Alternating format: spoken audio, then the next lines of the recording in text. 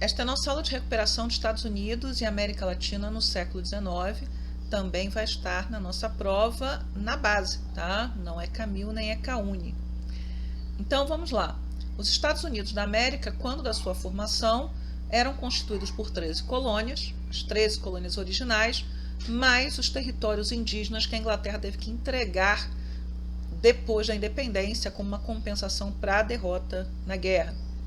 Mas já no final do século XIX começa aquilo que a gente chama de marcha para o oeste, que é algo que vai se intensificando ao longo deste século XIX. Começa no século XVIII, mas é no século XIX que esse termo vai ser caracterizado. Então vamos lá. Primeiros territórios foram incorporados em 1787, chamado Estatuto do Noroeste. Essa incorporação ela é muito importante porque ela define algo que vai ficar para a história americana inteira. Ponto número 1, todos os novos estados têm o mesmo direito dos estados originais, dos 13 originais, e quem faz a expansão territorial é o governo federal, não os estados. Então, Estatutos do Noroeste. Depois nós vamos ter a compra da Louisiana. Napoleão vai vender esse grande território que era da França, que ocupava, ocupa o que hoje, o centro ali dos Estados Unidos, área muito rica para plantações e também com uma bacia hidrográfica que junta os rios Mississippi e Missouri, que é navegável e é muito importante, uma das mais importantes da América inteira. 1803, então, a Louisiana. Depois nós vamos ter a anexação da Flórida, que a Espanha vai ser pressionada pelos Estados Unidos a vender esse território em 1819. Temos a guerra com a Inglaterra, que acontece no contexto das guerras napoleônicas. Os Estados Unidos, lembrem, fazia comércio com a Europa, era nação neutra, mas vai ser atingido pela guerra entre França e Inglaterra, pelo bloqueio continental, etc. Terminou a guerra com as guerras napoleônicas, nós temos o Congresso de Viena, que se propõe a restaurar o passado e a formação da Santa Aliança. É como uma reação a essa ideia de restauração, inclusive das colônias que vêm da Europa, que vai ser criada a chamada Doutrina Monroe, em 1823, a América para os americanos. Então, uma forma de resistir e apresentar os Estados Unidos da América como uma nação que pode ser mediadora de conflitos dentro da América. Conforme o século vai avançando, a América para os americanos passa a significar efetivamente que os norte-americanos querem ter ingerência sobre o continente americano. Bem, na década de 1820, 1823, começa a imigração norte-americana para o Texas, que era um território do México, mas subpovoado. Então, empresas norte-americanas vão conseguir mandar colonos para lá que tinham que se comprometer com duas coisas. Número 1, deveriam ser católicos. Número 2, deveriam respeitar as leis do México, que afinal seria o país onde eles estariam. Bem, o primeiro conflito que vai resultar lá na independência do Texas é sobre a escravidão. O México vai abolir a escravidão em 1829 e os texanos de origem norte-americana não aceitam. O que o México vai fazer é proibir a imigração em 1830, porque as empresas que promoviam, levavam os imigrantes, queriam negociar essa exceção para que eles pudessem ter escravos. O México não aceita. Em 1836, entre 1836 e 1845, o Texas vai estar independente porque eles vão se revoltar, vai ter uma intervenção militar mexicana pesada e os norte-americanos vão acabar indo em auxílio dos colonos de origem norte-americana. Em 1845, o México ele vai se indispor novamente com o Texas, porque o Texas declara que quer se juntar aos Estados Unidos da América. Como o México não quer admitir isso, o que vai acontecer é que nós vamos ter uma guerra entre os Estados Unidos e o México entre 1846 e 1848. Quem é o presidente nesse momento é o Polk, do Corolário Polk, que é um acréscimo à doutrina Monroe. Qualquer território que desejasse se unir aos Estados Unidos e votasse para isso, os Estados Unidos acolheriam esse território independentemente de a qual país esse território pertencesse. O México é derrotado nessa guerra e o que vai acontecer é que eles vão receber de compensação, no caso os Estados Unidos recebem de compensação e vão comprar por preço muito barato uma série de territórios que antes eram do México, como Califórnia, Novo México, Arizona, Nevada, Colorado, Utah, Wyoming e o restante do Oklahoma, que já tinha sido adquirido para ser colônia de indígenas, isso lá atrás. Então, o que nós temos agora é o território dos Estados Unidos, seguindo aquela ideia do destino manifesto, que eles deveriam dominar de mar a mar, chegando ao Pacífico. Falando em destino manifesto, nós temos que lembrar aí deste quadro, né, o Progresso Americano, que ele sintetiza essas ideias de progresso e de expansão para o oeste. Tá? Temos a Colômbia, que representa a República, então a República é sempre uma mulher, e normalmente a monarquia é sempre um homem, as representações imagéticas, levando a lei, levando os cabos do telégrafo, então a civilização e o progresso para o oeste, e ali nós temos os peregrinos e imigrantes e os indígenas fugindo, o gado, os animais selvagens aqui embaixo também fugindo, e lá em cima as manadas de bisões. Bem, essa ideia de que os Estados Unidos devem dominar de mar a mar e que era uma missão dada por Deus, que ele civilizasse essas regiões, é aquilo que a gente chama de destino manifesto. Ainda nessa ideia, né, de ocupar território, em 1862, durante o governo do Abraham Lincoln, vai ser baixado o primeiro Homestead Act. Então, terras serão dadas a colonos e poderiam ser estrangeiros, casados com nacionais, nas terras que outrora pertenceram aos indígenas. A expansão territorial dos Estados Unidos estava completa e agora nós teríamos que resolver um outro problema, um problema mais profundo, que eram as diferenças entre o norte e o sul.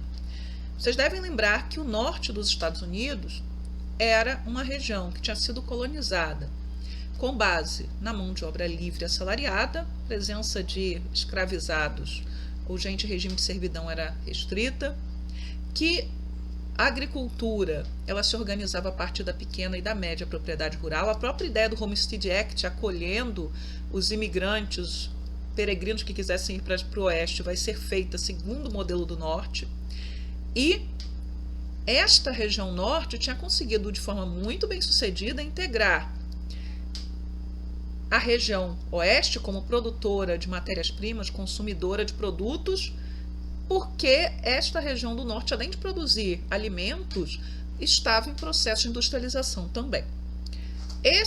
O norte queria uma política monetária que favorecesse, que fosse protecionista e que favorecesse os interesses da indústria nacional, da economia nacional, e aí a gente vai para o sul. O sul foi constituído a partir da plantation, grande propriedade, então latifúndio, monocultura. No caso, a principal dessa região é o algodão e mão de obra barata, mas nesse momento ela é escravizada, negra. O Sul queria expandir o seu modelo para os novos territórios e conseguiu levar para alguns, mas houve um conflito muito grande com o Norte, porque o Norte queria que esses novos estados entrassem para a União, ou seja, para a Federação, como estados livres da escravidão. Além disso, o Sul preferia vender sua matéria-prima para a Europa, para a Inglaterra, e comprar também da Europa produtos industrializados. Isso fazia com que houvesse diferenças muito sérias entre o Norte e o Sul, porque o ideal para o Norte é integrar o Sul como fornecedor de matérias-primas e consumidor dos seus produtos, mas o Sul resistia também. E a base da resistência tomava a questão da escravidão como um símbolo, como um centro. Muito bem, qual vai ser o processo aí de confronto até que nós temos finalmente a Guerra de Secessão? Primeira coisa vai ser o compromisso do Missouri, que vai traçar uma linha imaginária e dirá que acima dessa linha todos os estados deveriam ser não escravistas, que o Missouri seria o último estado escravista a cruzar essa linha imaginária. 1820. Entre 1820 e 1854, nós vamos ter o avanço do movimento abolicionista e um dos marcos é o lançamento de um livro que falava das torturas da escravidão, chamada A Cabana do Pai Tomás, em 1852. Mas eis que em 1854, nós temos uma outra questão que vai mobilizar os políticos do Norte e do Sul, que é a questão Kansas-Nebraska. O que é isso? Esses estados entram na federação, eles estão acima daquela linha imaginária do Missouri e eles vão entrar como escravistas. O presidente da época poderia e deveria ter vetado, mas ele acaba aceitando a pressão do Sul. Então nós temos essas tensões crescendo até que é eleito o Abraham Lincoln em 1860 pelo Partido Republicano. Ele é o segundo candidato do Partido Republicano. O Lincoln não se elegeu prometendo o fim da escravidão, ele prometeu que iria respeitar a vontade dos estados, que era um assunto estadual, não era um assunto nacional. E o Lincoln, o que ele fala é que ele não aceitaria de forma nenhuma a secessão, ou seja, que a União fosse prejudicada, que houvesse uma separação de estados em relação à União, porque isso estava se desenhando no horizonte. Porém, em 1861, os estados do Sul eles vão romper com a União, ou seja, vão romper com o governo central dos Estados Unidos e vão se declarar independência, os estados confederados. Eles queriam arrastar todos os estados escravistas, mas alguns estados escravistas ficaram com o norte, tá? E entre eles Kentucky e Missouri. Em abril de 1861 começou a guerra com o ataque a um forte que pertencia à União, o Forte Sumter. Nós vamos ter a guerra, então, entre 1861 e 1865.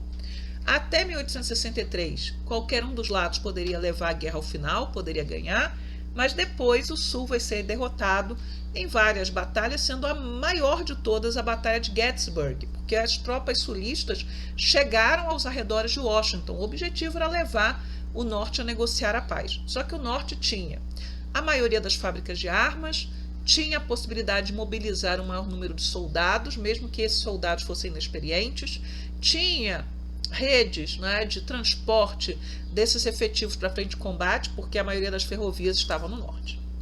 Bem, em 1861 e 62, o Lincoln baixa as duas leis de confisco. Qualquer propriedade, né, de gente que tivesse pego em armas contra a União poderia ser confiscada, e os escravos dessas pessoas estariam livres. Em 1863, vem a abolição da escravidão no Sul. Por que só no Sul? Porque havia estados escravistas lutando com o Norte. E em 1865, aí sim, já no final da guerra, em janeiro, nós vamos ter a 13ª emenda da Constituição dos Estados Unidos, abolindo a escravidão. O fim da guerra vem somente em abril de 1865. É o fim da guerra, é o assassinato do Lincoln por agentes do Sul, por gente que era simpatizante do Sul, e o Sul estava derrotado e precisa passar por um processo de reconstrução, que é chamada de reconstrução radical. Mas veja aqui, é a Guerra de Secessão que vai dar fim à escravidão nos Estados Unidos, mas vai deixar feridas profundas nesse país, tá? Até hoje. E vamos para a independência da América Espanhola, e aí algumas questões que vocês precisam lembrar, e apareceu isso na 6. Quem lidera o processo de independência são os crioulos, que vocês devem lembrar que é aquele grupo que descende dos espanhóis nascidos na América, tá? O Bolívar, na Carta da Jamaica, que vocês trabalharam na 4, ele vai descrever, né, esse grupo como uma meia raça, ele usa esse termo, entre os invasores e os legítimos proprietários da terra, que seriam os indígenas. De qualquer maneira, a maioria dos crioulos era branca, tá? E eles pertenciam a essa elite local. Eles tinham terras, eles tinham escravizados, eles eram funcionários públicos, eles eram intelectuais, eram militares, eram religiosos de alguma proeminência. O que os ofendia? Eles não podiam ocupar o topo da pirâmide administrativa, militar, religiosa, porque eles não tinham nascido na Europa. Não é uma sociedade de classes, não é a riqueza que vai definir o seu lugar por completo, ela é uma sociedade estamental. Você é e pertence àquele grupo no qual você nasceu. Bem, a independência das colônias espanholas, ela tem duas fases. Primeira fase, 1810-1815, em que nós vamos ter a Espanha ocupada pelas tropas de Napoleão, não havia um rei. Você obedece a quem? Você obedece às juntas governativas, mas quem escolheu essas pessoas para governarem as colônias? No fim das contas, havia um grande respeito à monarquia, mas sem o rei, você vai respeitar quem? Então, os crioulos eles vão liderar esses processos de independência em vários territórios e nós vamos ver a Espanha, neste momento, pelo menos, você não vai ter a grande perda de colônias. Vai ter a independência do Paraguai, vai começar o processo de independência da Argentina, das Províncias Unidas do Rio da Prata. O México tenta a independência, mas não consegue. Bolívar faz a sua primeira tentativa na Venezuela, mas fracassa. Tá? Então, a partir do momento em que houve a restauração da monarquia na Espanha, a situação para aqueles que lutam pela independência vai se tornar mais dura ainda. Tá? 2 casos, uma regra e uma exceção. A Argentina, o processo é todo liderado por crioulos. A figura proeminente nesse processo de independência é o San Martín, José de San Martín, que volta da Europa, para onde ele tinha sido enviado menino, tinha servido ao exército espanhol. Ele vem para a América para lutar pela independência da sua terra natal. E ele também vai lutar pela independência do Chile e do Peru. O caso do México ele é diferente, porque não são as elites crioulas que lideram a primeira fase dessa independência. Você vai ter crioulos, sim, mas pobres, 2 padres, que vão liderar a massa indígena pela independência. E o que os indígenas querem? Terra. Tá? Só que aí, essa massa de pobres, de índios, principalmente lutando pela independência, não era agradável para as elites do lugar, que pensavam na possibilidade de perder seus privilégios e seus bens. Então, eles acabam se aliando com as tropas que representavam a junta governativa, aliando-se aos espanhóis. Segunda fase da independência, quando as coisas começam a dar certo. Dar certo nesse sentido é romper com a Espanha, é disso que eu estou falando.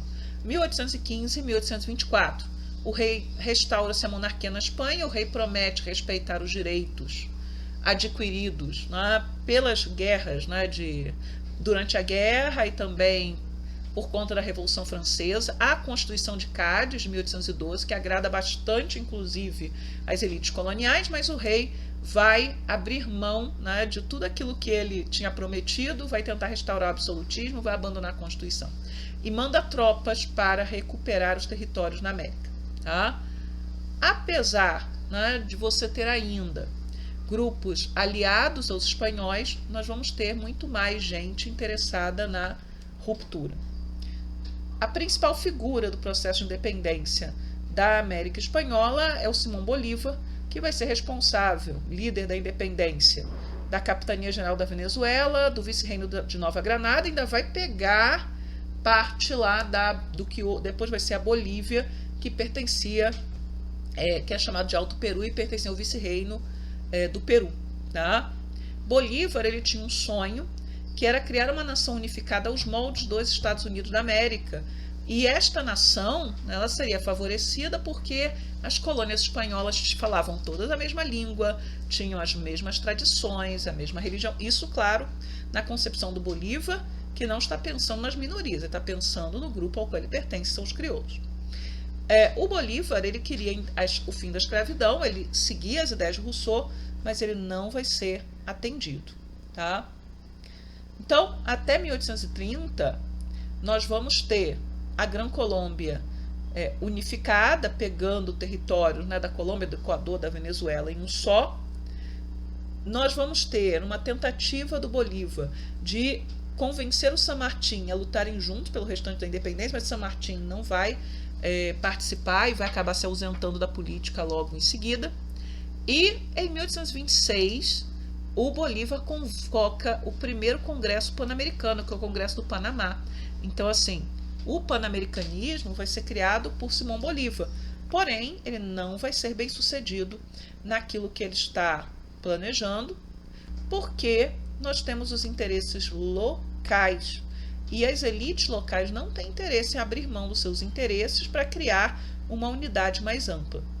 Ainda assim, a Inglaterra interfere estimulando essas divisões. Então, vários grupos locais preferem tratar direto com a Inglaterra do que depender de um grande governo unificado. Então, assim, o sonho de Bolívar ele acaba fracassando, tá? Em 1825, boa parte das nações, né, que tinham sido colônias espanholas, colônias da Espanha, já estão consolidadas, a maioria absoluta delas são repúblicas, tá? E nessas repúblicas você vai ter um enfrentamento entre aqueles que defendem governos fortes centralizados, são chamados conservadores e unitarianos, e aqueles que preferem um governo descentralizado, que seriam chamados de liberais, em praticamente toda a América. E aí nós chegamos ao caso do Haiti.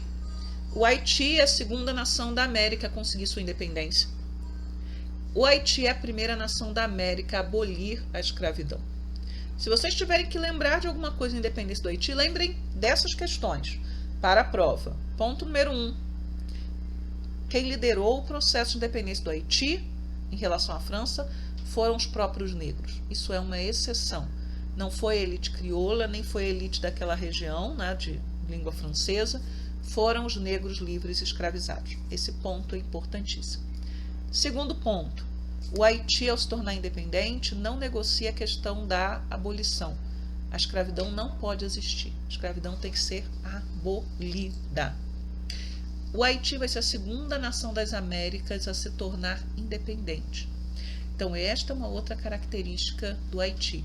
E é no Haiti que as tropas de Napoleão vão ter sua primeira derrota, porque em 1799,